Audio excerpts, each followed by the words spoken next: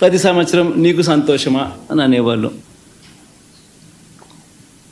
ఇలా సూపర్ 6 అంటూ సూపర్ 7 అంటూ ప్రతి ఇంటికి దగ్గరికి వెళ్ళి ప్రతి ఇంట్లోనూ ఇదే మాదిరిగానే దుర్మార్గంగా క్యాంపెయిన్ చేసి ప్రజల ఆశలతోనూ జీవితాలతోనూ చెలగాటమాడి ఇదే పెద్ద మనిషి చంద్రబాబు నాయుడు ముఖ్యమంత్రి స్థానంలో కూర్చున్న తర్వాత ఈ 100 రోజుల్లో చంద్రబాబు నాయుడు చేసింది ఏమిటి అనంటే మోసం మోసం మోసం అన్న పదాలకు అర్థం. ఒకవైపున ఇదే పెద్ద మనిషి చంద్రబాబు నాయుడు ఇంతటి దారుణమైన అబద్ధాలు మోసాలతో కూడిన పరిపాలన ఒకవైపున చేస్తూనే మరోవైపున అన్ని వ్యవస్థలు తిరోగమనమే. మొట్టమొదటిసారిగా చూస్తూ ఉన్నాం పిల్లలకు ప్రతి సంవత్సరం ప్రతి 3 నెలలకు ఒకసారి ఫీజు రీయింబర్స్మెంట్, పూర్తి ఫీజు రీయింబర్స్మెంట్ గతంలో వైఎస్ఆర్సీపీ ప్రభుత్వ హయాంలో అందేది. ఈరోజు 9 నెలలు 3 క్వార్టర్స్ అయిపోయినాయి. ఇంతవరకు విద్యా దీవెన లేదు, వసతి దీవెన లేదు. పిల్లలు ఫీజులు కట్టుకోలేని పరిస్థితిలో పిల్లలు ఈరోజు కాలేజీల్లోకి సర్టిఫికెట్ల కోసం కాలేజ్ యాజమాన్యాలు పిల్లల మీద ఒత్తిడి తీసుకొస్తా ఉన్న కార్యక్రమం జరుగుతూ ఉంది.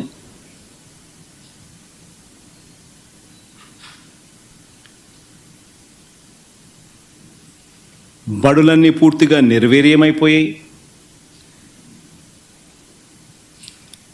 గోరుముద్ద గాలికి ఎగిరిపోయింది. ఇంగ్లీష్ మీడియం చదువులు అటకెక్కాయి.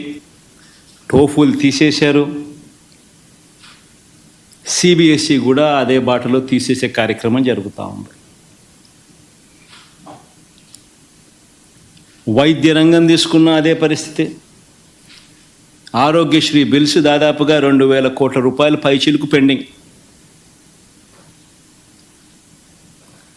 మామూలుగా జనవరిలో బిల్స్ ఫిబ్రవరిలో ప్రాసెస్ చేసి మార్చ్లో మామూలుగా ఇస్తారు. మార్చ్లో ఎన్నికల కోడ్ వచ్చింది, అంతే. ఒక్క బిల్లు పాస్ కాల. దాదాపుగా 2,000 పైచిలుకు కోట్లు Aarogyasri bills pending. Network hospitals ఈరోజు ప్రజలకు మంచి చేసే కార్యక్రమం, సేవలు అందించే కార్యక్రమంలో వెనకడుగు వేస్తూ ఉన్న పరిస్థితులు. 104, 108 సిబ్బందికి చంద్రబాబు నాయుడు గారు ముఖ్యమంత్రి అయిన తర్వాత ఇంతవరకు జీతాలు లేవు.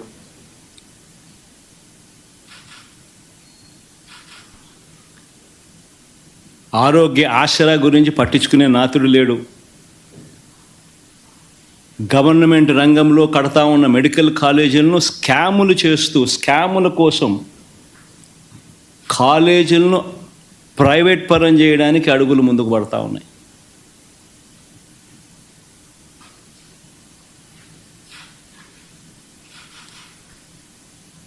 తిరోగమనం.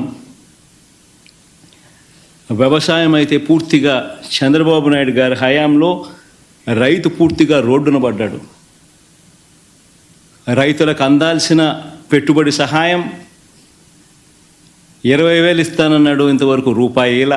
అంతవరకు రైతులకు మామూలుగా వ్యవసాయం మొదలయ్యే టయానికి గత ప్రభుత్వంలో మా హయాంలో వస్తూ ఉన్న రైతు భరోసా పెట్టుబడి సహాయం కూడా ఇవ్వకుండా ఎగరగొట్టాడు. రైతులకు పెట్టుబడికి సహాయం పోయింది. రైతులకు ఉచిత పంటల బీమా ఎగిరిపోయింది. రైతులకు ఈ క్రాపింగ్ లేదు.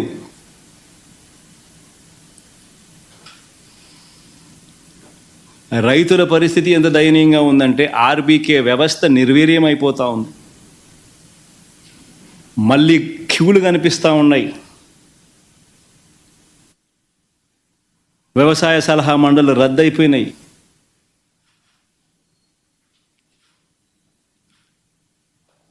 ఏ రంగం చూసుకున్నా కూడా తిరోగమనమే.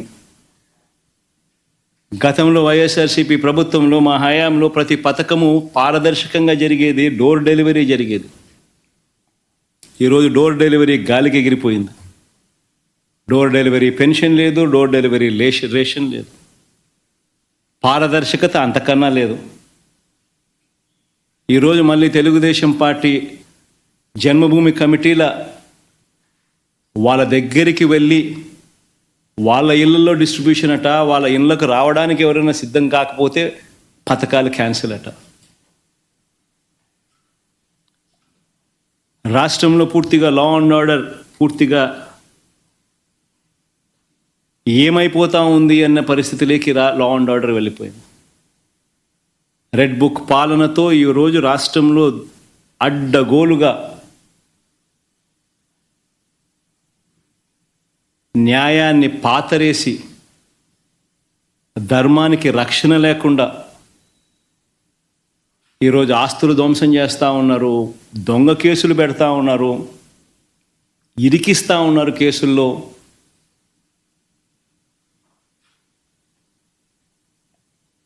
ఇష్టం వచ్చినట్టుగా రాజ్య పరిపాలన చేస్తూ ఉన్నారు. అన్ని రకాలుగా ఫెయిల్ అయిపోయిన ఈ ప్రభుత్వం చివరికి ప్రతి అడుగులోనూ డైవర్షనే, ప్రతి అడుగులోనూ డైవర్షనే. ఈ డైవర్షన్ పాలిటిక్స్ అనేటివి ఏ స్థాయిలో ఉన్నాయి అనేది ఒకసారి గమనిస్తే ఆశ్చర్యం కలిగించే విధంగా ప్రతి అడుగులోనూ డైవర్షన్ డైవర్షన్ డైవర్షనే కనిపిస్తాయి. ఎందుకనంటే ఒకసారి గమనిస్తే ఇదే పెద్ద మనిషి చంద్రబాబు నాయుడు గారి హయాంలో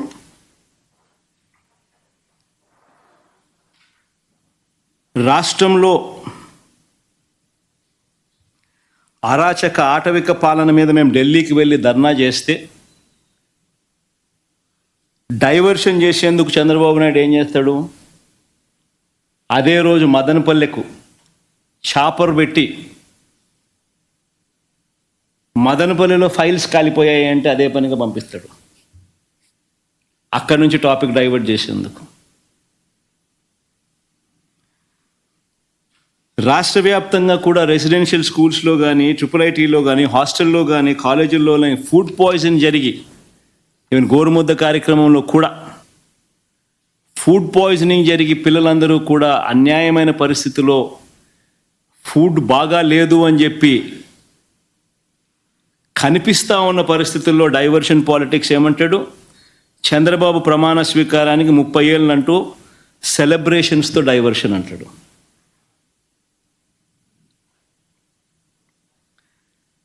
చంద్రబాబు నాయుడు స్కిల్ స్కామ్లో అరెస్టులు, చంద్రబాబు నాయుడును తాను చేసిన స్కాముల్లో అరెస్ట్ చేశారని, తనను అరెస్ట్ చేశారని, తనకు బాగా దగ్గర తనకు బంధుత్వం ఉన్న ఈనాడు ఆ మార్గదర్శి నేరాలను బయట పెట్టారు అని ఆ ఐఏఎస్లు, ఆ ఐపీఎస్లు అధికారులను వేధిస్తూ ఉన్న పరిస్థితులు, ఆ వేధింపులకు తాను పాల్పడతా ఉన్నాడు అని చెప్పి సర్వత్రా విమర్శలు వస్తూ ఉంటే దాన్ని డైవర్ట్ చేయడానికి కోసం అని చెప్పి మళ్ళీ ముంబై నుంచి ఒక సైడ్ ఆర్టిస్ట్ సినీ నటిని అడ్డు పెట్టుకుని ఒక స్టోరీ, ఆయన పేరు ఏం పేరు, జత్వానినా ఏదో పేరు కాదా, ఆయన పేరుతో మాదొక డైవర్షన్ స్టోరీ. విజయవాడలో మనమంతా కూడా చూసాం ఏ రకంగా అలర్ట్ వెడ్నెస్డే బుధవారం రోజు అలర్ట్ వస్తే శుక్రవారం సాయంత్రం నుంచి ముమ్మరంగా వర్షాలు పడతాయని అలర్ట్ వస్తే బుధవారము, గురువారము, శుక్రవారం మధ్యాహ్నం దాకా నీకు టైం ఉన్నా కూడా చంద్రబాబు నాయుడు గారు అనే వ్యక్తి తాను రివ్యూ తీసుకోకపోవడం వల్ల ఇరిగేషన్ సెక్రటరీ కానీ, రెవెన్యూ సెక్రటరీ కానీ, హోమ్ సెక్రటరీ కానీ వీళ్ళందరి ఆధ్వర్యంలో చీఫ్ సెక్రటరీతో ఒక రివ్యూ తీసుకొని వాళ్ళకు బాధ్యతలు అప్పచెప్పుంటే 60 మంది చనిపోయే ప్రమాదం ఉండేది కాదు అని తెలిసి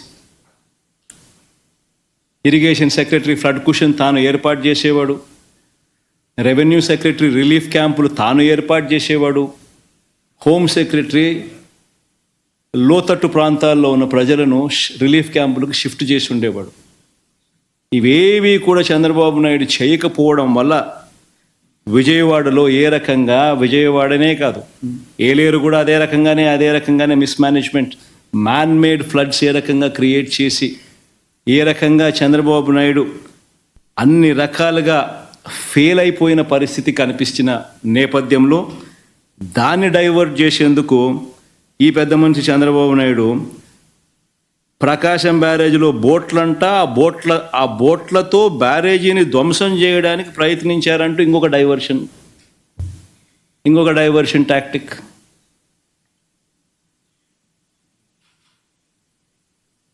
అసలు ఆ బోట్లన్నీ అక్కడ ఎందుకున్నాయి? ఆయన చేస్తూ ఉన్న ఇసుక మాఫియాలో భాగంగా ఆ బోట్లు ఆయన అక్కడ పెట్టుకున్నాడు.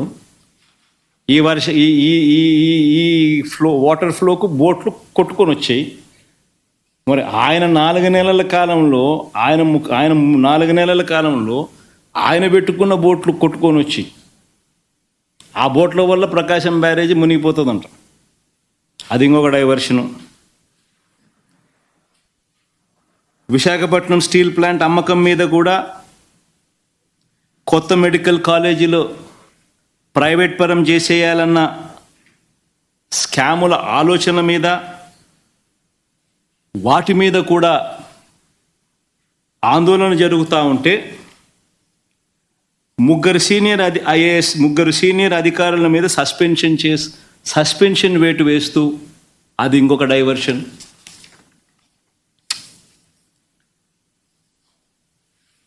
చివరికి 100 రోజుల పాలన మీద చంద్రబాబు నాయుడు గారి 100 రోజుల పాలన మీద దృష్టి పెట్టేసరికి ఇప్పుడు తిరుమలకు వచ్చే నెయ్యి కల్తీ జరిగిందంటూ ఇంకో డైవర్షన్. ఇది నిజంగా అన్నిటికన్నా ఇంకా ఆశ్చర్యం కలిగించే పెద్ద డైవర్షన్. ఎందుకనంటే చంద్రబాబు నాయుడు అనే వ్యక్తి ఎంత దుర్మార్గుడు, ఎంత అన్యాయస్తుడు అని అంటే నిజంగా దేవుడిని కూడా రాజకీయాల కోసం వాడుకోగలగాలి అని ఆలోచన చేయగలిగిన వ్యక్తి ప్రపంచ చరిత్రలో ఎవడు ఉండడు. ఇంత అన్యాయస్తుడు ప్రపంచ చరిత్రలో ఎవడు ఉండడు. దేవుడు ని రాజకీయాల కోసం ఉపయోగించుకోవాలి అని ఆలోచన చేయగలిగిన దుర్మార్గమైన మనస్తత్వం ఒక చంద్రబాబు నాయుడు గారికి మాత్రమే ఉంటాయి. నిజంగా ఇది ఎంత దారుణమైన డైవర్షన్ పాలిటిక్స్ అంటే, ఒకవైపున 100 రోజులు చంద్రబాబు నాయుడు గారి పరిపాలన మీద ప్రజలందరూ కూడా చంద్రబాబు నాయుడు మీద కోపం వెలుపుచుతూ ఉన్నారు. ఏమైనా మా సూపర్ 6లు, ఏమైనా మా సూపర్ 7లు అని చెప్పి ప్రజలు నిలదీస్తూ ఉన్నారు. ఇలాంటి నేపథ్యంలో ప్రజల మనసును డైవర్ట్ చేసేందుకు చంద్రబాబు నాయుడు చేస్తూ ఉన్న అతి దుర్మార్గమైన ఆలోచన ఈ కట్టుకథ. నిజంగా ఈ కట్టుకథ ఎంత దుర్మార్గము అనేది నేను మీ అందరికీ కూడా ఒక కొద్ది నిమిషాలు మీ టైంలో ఇస్తే నేను ఎక్స్ప్లెయిన్ చేస్తా. మీరే ఆలోచన చేయమని చెప్పి కూడా మిమ్మల్ని అందరినీ కూడా నేను కొడతా ఉన్నా. ఇంత దుర్మార్గపు పని చేయగలుగుతారా ఎవరైనా? చేయడం ధర్మమేనా అని అందరూ ఆలోచన చేయమని అడుగుతా ఉన్నా. ఎందుకనంటే కారణం ఏమిటనంటే, ఈరోజు తిరుమలకు స్వామివారికి వచ్చే ఈ నెయ్యి, ఈ తిరుమలకు వచ్చే ఈ నెయ్యి చంద్రబాబు నాయుడు గారు అన్న మాటలు దీనికి సంబంధించి, ఈ నెయ్యిలో కల్తీ జరిగింది అంటూ తాను అన్న మాటలు నిజంగా ఎంత దారుణమైన మాటలు అంటే, నాసరికమైన ఇంగ్రీడియంట్స్ వాడారని, తిరుపతి లడ్డులో యానిమల్ ఫ్యాట్ గీక్ బదులు వాడినారని, ఇదే పెద్ద మనిషి చంద్రబాబు నాయుడు ముఖ్యమంత్రి హోదాలో ఉంటూ ఒక ముఖ్యమంత్రిగా తాను మాట్లాడిన మాటలు ఇవి. నిజంగా ఒక ముఖ్యమంత్రిగా ఉన్న వ్యక్తి ఈ మాదిరిగా అబద్ధాలు ఆడడం ధర్మమేనా? కొన్ని కోట్ల మంది వెంకటేశ్వర స్వామి భక్తులు దేశవ్యాప్తంగా కాదు ప్రపంచవ్యాప్తంగా ఉన్నారు. వారందరి మనోభావాలను తో ఆడుకోవడం ధర్మమేనా? నిజంగా అసలు ప్రొసీజర్ ఏంది, ప్రక్రియ ఏంది, ఎలా జరుగుతుంది అన్నది నిజంగా కూడా అందరూ ఒక్కసారి ఆలోచన చేయాలి. ఈరోజు ఈ నెయ్యి సప్లై చేసే ఈ కార్యక్రమం ఏదైతే జరుగుతూ ఉందో ఇదేదో కొత్తగా జరిగే కార్యక్రమం కాదు. ఇది ప్రతి 6 నెలలకు ఒకసారి ఇది రొటీన్గా రెగ్యులర్గా జరిగే కార్యక్రమం. ప్రతి 6 నెలలకు ఒకసారి ఆన్లైన్లో టెండర్లు పిలుస్తారు. ఆ ఆన్లైన్లో పిలిచిన టెండర్లకు ఆధారంగా కంపెనీలు కోట్ చేస్తాయి. L1 ఎవరికి వస్తారో వాళ్ళని బోర్డు అప్రూవ్ చేస్తుంది. ఇది రొటీన్గా 6 నెలలకు ఒకసారి రొటీన్గా జరిగే కార్యక్రమం. మరి రొటీన్గా జరిగే ఈ కార్యక్రమం ఏదైతే ఉందో దీనికి సంబంధించి ఆ క్వాలిఫికేషన్ క్రైటీరియా ఇటువంటివన్నీ కూడా కొత్తగా మార్చింది ఏమీ ఉండదు. ఎవడు మార్చేది ఏమీ లేదు, కొత్తగా మార్చింది అంతకన్నా లేదు. ఎప్పటి నుంచో జరుగుతున్న ఈ క్వాలిఫికేషన్ క్రైటీరియా తిరుమల తిరుపతికి సంబంధించిన వెంకటేశ్వర స్వామికి సంబంధించిన లడ్డు అనేది ఎంత ప్రసిద్ధి కాంచిన లడ్డు అంటే దానికి సంబంధించిన లడ్డు తయారీలో వాడే ఈ నెయ్యి కానీ వాడే ఇంగ్రీడియంట్స్ కానీ ఇవన్నీ కూడా దశాబ్దాలుగా జరుగుతూ ఉన్నాయి. ఇవన్నీ ప్రొక్యూర్మెంట్ ప్రాసెస్ అనేది ఇదేం కొత్తగా ఎవడు వచ్చి చేసేది ఏమీ లేదు, ఎవడు కొత్తగా దాంట్లో ఏలు పెట్టేది లేదు. రొటీన్గా జరిగే ఈ కార్యక్రమం, ఈ రొటీన్గా జరిగే ఈ కార్యక్రమం 6 నెలలకు ఒకసారి రొటీన్గా జరిగే కార్యక్రమంలో ఎవరు L1గా వస్తారో వారికి ఇస్తారు. మరి ఎవరు సప్లై చేసినా కూడా, మరి ఎవరికి L1గా వస్తారు, ఎవరు సప్లై చేసినా కూడా వాళ్ళు ప్రతి ఒక్కరూ కూడా వారు సప్లై చేసిన ప్రతి ట్యాంకర్తో పాటు, వెరీ ఇంపార్టెంట్ ఈ పాయింట్, వాళ్ళు సప్లై చేసిన ప్రతి ట్యాంకర్ నెయ్యితో పాటు వాళ్ళు NABL సర్టిఫై చేసిన సంస్థ నుంచి, అంటే NABL అంటే నేషనల్ అక్రెడిషన్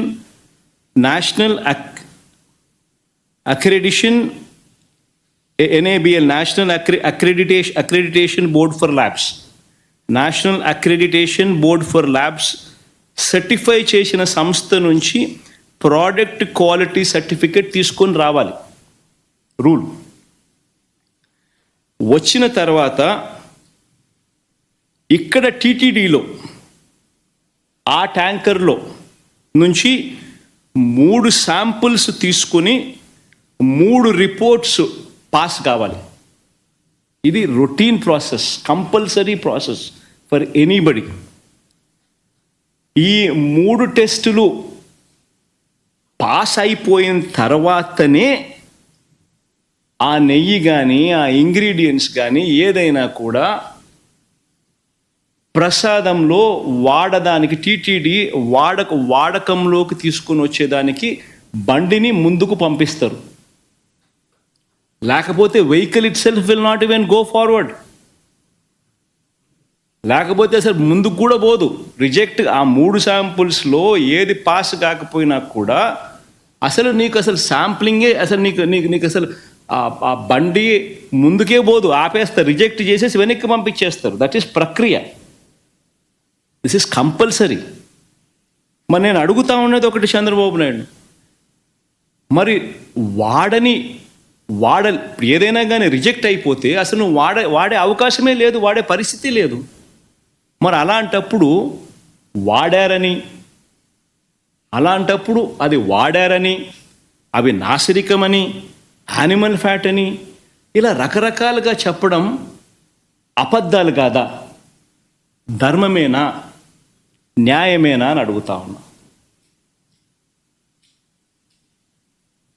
నేను ఇంకొకటి కూడా అడుగుతా ఉన్నా. ఈ మాదిరిగా ఈ 3 సార్లు ఈ క్వాలిఫై అయిన ఈ నెయ్యి సప్లై చేసే సంస్థ కానీ, ఈ క్వాలిఫై అయిన ఈ సంస్థలు ఎవరైతే ఉంటారో వాళ్ళు national accreditation boards for labs నుంచి సర్టిఫై చేసిన సంస్థ నుంచి ప్రోడక్ట్ క్వాలిటీ సర్టిఫికేట్ తీసుకుని రావడమే కాకుండా ఆ తర్వాత ఇక్కడ TTDలో 3 శాంపుల్స్ తీసుకుని 3 రిపోర్ట్స్ మళ్ళీ పాస్ అయితేనే ఇవి వాడకంలోకి తీసుకొని వస్తారు. మరి అలాంటప్పుడు ఈ కార్యక్రమం కూడా ఇదేదో కొత్తగా ఇప్పుడు జరిగేది కాదు. ఈ ప్రొసీజర్ కూడా ఈ రకంగా 3 శాంపుల్ తీసుకోవడము, ఈ రకంగా 3 శాంపుల్స్ పాస్ అయితేనే దీన్ని వాడకంలోకి తీసుకొని రావడం, ఇవన్నీ కూడా కొత్తగా ఇప్పుడు తీసుకొచ్చినటివి కాదు. ఇవన్నీ కూడా దశాబ్దాలుగా ఉన్నటివే ప్రక్రియ, ప్రాసెస్. చంద్రబాబు నాయుడు గారి హయాంలో 2014 నుంచి 19 మధ్య 14 నుంచి 15 సార్లు రిజెక్ట్ చేసినారు. ఏ మాదిరిగా 14 to 15 టైమ్స్ చంద్రబాబు నాయుడు గారి హయాంలో రిజెక్ట్ కూడా చేశారు ఈ మాదిరిగా. మన హయాంలో వైఎస్ఆర్సీపీ హయాంలో కూడా 18 సార్లు ఇది ఇలా రిజెక్ట్ చేసినారు, 18 టైమ్స్. తప్పేమీ కాదు, ఇంకా సంతోషపడాలా. ఒక బ్రహ్మాండమైన ప్రాసెస్ ఉంది. ఆ ప్రాసెస్ ఎంత గట్టిగా పనిచేస్తూ ఉంది అని అంటే, ప్రతి ట్యాంకరు వచ్చిన తర్వాత 3 సార్లు ఆ శాంపుల్స్ టెస్ట్ చేసి దాంట్లో ఉన్న పదార్థాలను 3 శాంపుల్స్ దాన్ని టెస్ట్ చేసి 3 టెస్టులు పాస్ అవుతేనే దానికి యాక్సెప్ట్ చేస్తూ లోపలికి పంపించే కార్యక్రమం చేస్తారు అన్న ఒక మంచి రోబస్ట్ ప్రాక్టీస్ అనేది ఏదైతే ఉందో, ఆ రోబస్ట్ ప్రాక్టీస్ను దాన్ని నువ్వు బ్రహ్మాండమైన ప్రాక్టీస్ ఉంది అని చెప్పి సంతోషపడాల్సింది పోయి, గొప్పగా ప్రాక్టీస్ ఉందని చెప్పి ప్రపంచానికి చెప్పాల్సింది పోయి, మనం చేస్తూ ఉన్న పని ఏమిటి? అబద్ధానికి రెక్కలు కడతా ఉన్నాం, జరగనట్టుగా చెప్తా ఉన్నాం. ఏకంగా చంద్రబాబు నాయుడు గారు అనే వ్యక్తి నాసిరకమైన పదార్థాలు వాడేశారని, యానిమల్ ఫ్యాట్ గీకు బదులు కూడా వాడేశారని, లడ్లు తయారైనాయని భక్తులు తినేశారని, ఎంతటి దారుణమైన అబద్ధాలు ఆడడం ధర్మమేనా అని అడుగుతా ఉన్నా. ఈ మాదిరిగా నిజంగా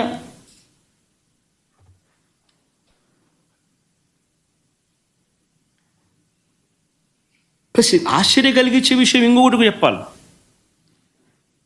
అసలు ఈ రిపోర్టు, రిజెక్ట్ అయిన రిపోర్టు మొట్టమొదటిసారి జూలై 12వ తారీఖున, అంటే ఎవరి హయాంలో, ఎవరు ముఖ్యమంత్రి? జూలై 12వ తారీఖున శాంపుల్స్ తీసుకున్నారు. అంటే ఎవరు ముఖ్యమంత్రి, ఎవరి హయాంలో ఇది? చంద్రబాబు నాయుడు గారు సాక్షాత్తుగా ముఖ్యమంత్రిగా ఉన్న హయాంలో. ఆయన జూన్ 4న ఎన్నికల్లో రిజల్ట్స్ అయినాయి. జూలై 12 ఆయనే ముఖ్యమంత్రి. ఆయన ముఖ్యమంత్రిగా ఉండగా శాంపుల్స్ జూలై 12వ తారీఖున శాంపుల్స్ తీసుకున్నారు. వచ్చిన ఒక ట్యాంకర్ తిరుపతికి ఆ టైంలో వస్తే, ఈ నెయ్యి సప్లై చేసే ట్యాంకర్ వస్తే దాంట్లో నుంచి శాంపుల్స్ తీసుకున్నారు.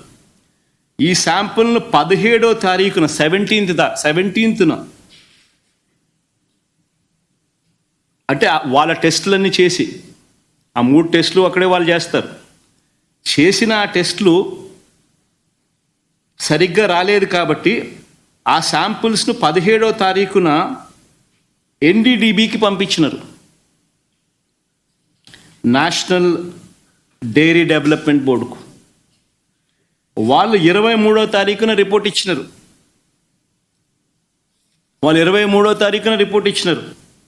జూలై 23న. అవును, రిజెక్ట్ అయింది. నేను ఒకటే అడుగుతా ఉన్నా, జూలై 23వ తారీఖు నుంచి 2 నెలలు చంద్రబాబు నాయుడు ఏం చేస్తూ ఉన్నాడు? 2 నెలల తర్వాత ఇప్పుడు చంద్రబాబు నాయుడు గారి 100 రోజుల పరిపాలన మీద అడ్వర్టైజ్మెంట్ ఇచ్చినప్పుడు ప్రజలు సూపర్ 6 ఏమైంది, సూపర్ 7 ఏమైంది అని చెప్పి ప్రజలు చంద్రబాబు నాయుడు నిలదీస్తూ ఉన్నప్పుడు టాపిక్ డైవర్ట్ చేసేందుకు జూలై 23వ తారీఖున ఇచ్చిన రిపోర్టును ఇప్పుడు తీసి ఆ రిపోర్టును వక్రభాష్యం చేస్తూ ఆ రిపోర్ట్లో నుంచి ఈ మనిషి నోటికొచ్చినట్టుగా, ఇష్టం వచ్చినట్టుగా అబద్ధాలు ఆడడం మొదలుపెట్టాడు. ధర్మమేనా అని అడుగుతా ఉన్నా. ఇంకొకటి ఆశ్చర్యకరమైన విషయం కూడా చెప్పాలి. ఆశ్చర్యకరమైన రిపోర్ట్ ఏంటంటే, పోనీ రిపోర్ట్ ఏమిటి అని ఒకసారి చూద్దాం. ఇది రిపోర్ట్.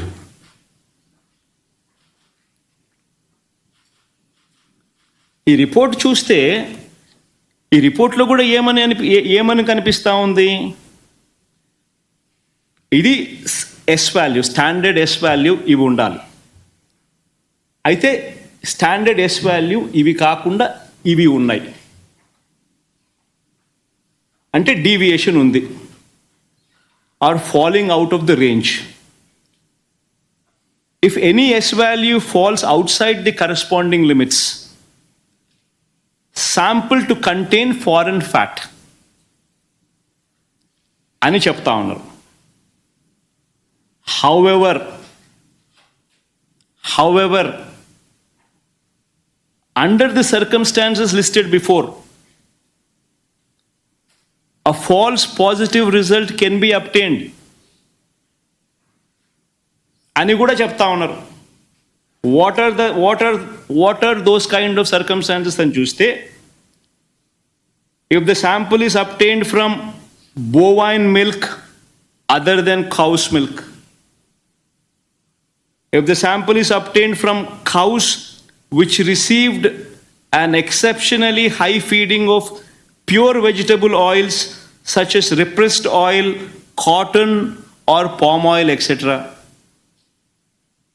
Exception చెప్తా ఉన్నాను. Or if sample is obtained from cows suffering from serious underfeeding, or if the sample is obtained from cheeses, or if the sample is extracted by using the Gerber, Weibull, Berntrop or Schmidt, Bonsky, Rasgal methods. అంటే ఇవి exceptions కూడా ఉంటాయి అని కూడా చెప్తా ఉన్నారు. నేను చెప్పేది ఒకటే చెప్తా ఉన్నా, ఏదైనా కానీ ఒక రోబస్ట్ ప్రక్రియ టీటీడీలో ఉంది అని చెప్పడానికి సంతోషపడాలి, గర్వపడాలి. టీటీడీ అన్న దేవాలయం అన్నది, టీటీడీలో తయారయ్యే లడ్డు అన్నది, స్వామివారికి దగ్గర తయారయ్యే ఈ కార్యక్రమం అనేది ప్రసిద్ధి కాంచిన గొప్ప పరిణామం అని చెప్పాలి. టీటీడీలో ప్రాక్టీస్ చేస్తూ ఉన్న ప్రాక్టీసెస్ ఎంత గొప్పవి అని చెప్పి ఇంకా మనం పొగుడుకోవాలి. కానీ మనమేం చేస్తూ ఉన్నాము? திருப்பதி லட்டு தொடர்பான சர்ச்சை எழுந்த நிலையில் தற்போது ஆந்திர முன்னாள் முதலமைச்சர் ஜெகன்மோகன் இது தொடர்பான விரிவான விளக்கத்தை அளித்து வந்தார். தொடர்பான நேரலை காட்சிகளை பார்த்தும் விரிவான விவரங்களை பின்னர் வரும் தொகுப்புகளில் பார்க்கலாம்.